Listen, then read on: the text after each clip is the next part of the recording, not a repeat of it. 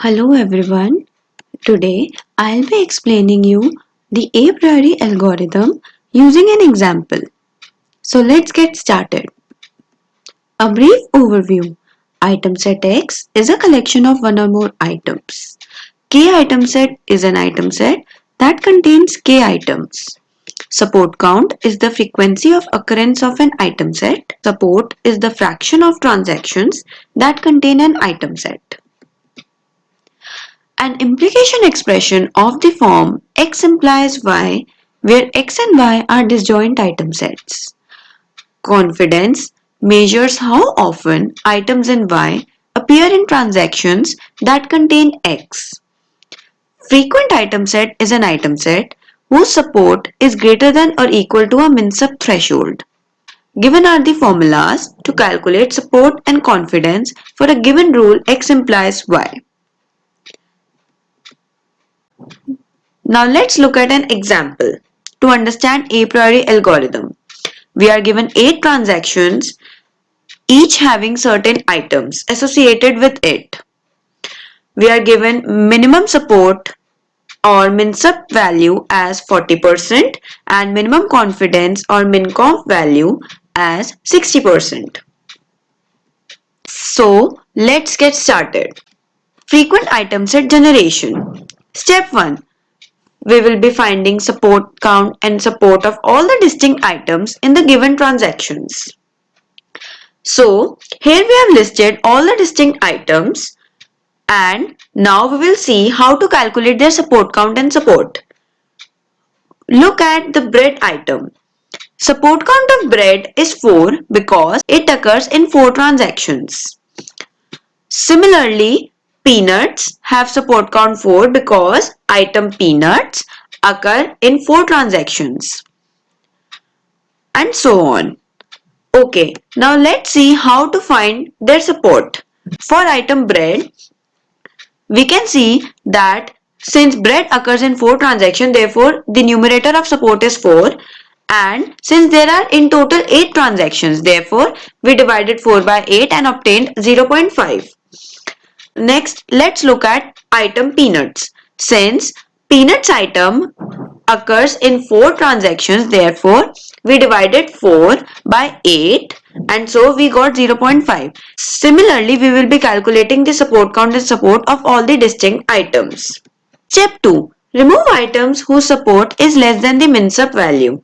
Since the min-sub value is equal to 0.4, so items steak, cheese and yogurt will be removed. So now we have got our frequent one item set as shown. Let's proceed further. Step 3. Create frequent 2 item sets. Okay. From the frequent one item set, we are making groups of these items so as to form 2 item set. We will obtain the 2 item set as listed. Next step is to calculate their support count. For example, let's consider a case bread and jam. Bread and jam together occur in 4 transactions. Therefore, its support count is 4. To calculate its support, we will divide its support count, which is 4, by 8, where 8 is the total number of transactions, and so support of bread and jam is 0.5. For peanuts and fruit, its support count is 4 because they together occur in 4 transactions, and so its support is 4 divided by 8, which is equal to 0.5. Similarly, we will be calculating the support count and support of all the 2 item set given. Step 4. Remove items whose support is less than the min-sub value. Now here we see that the support of all the 2 item sets is greater than the min-sub value. So no item set will be removed. So this is our frequent 2 item set. Next step is to form frequent 3 item sets from the given frequent 2 item sets. Here, to form frequent 3 item set, we will be making groups of the frequent 2 item set so as to obtain the 3 item set as shown in the table. Now, we will calculate the support count of each of them and hence the support of each of them.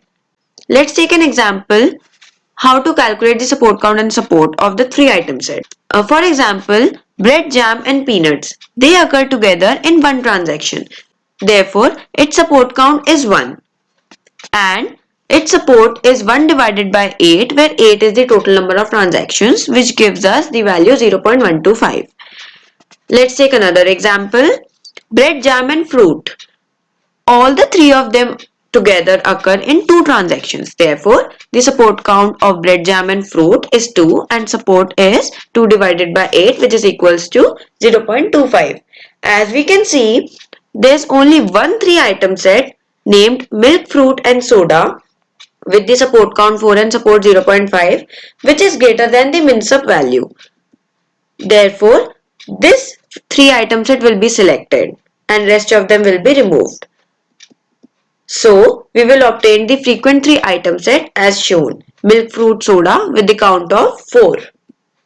Since no new item sets can be generated now, therefore, a priori algorithm will terminate and so there is no frequent 4 item sets. Next comes the rule generation. We will use frequent 3 item set to generate rules for the given transactions. We obtained milk, fruit, soda as our frequent 3 item set. Find confidence of the rules generated from the frequent item set obtained.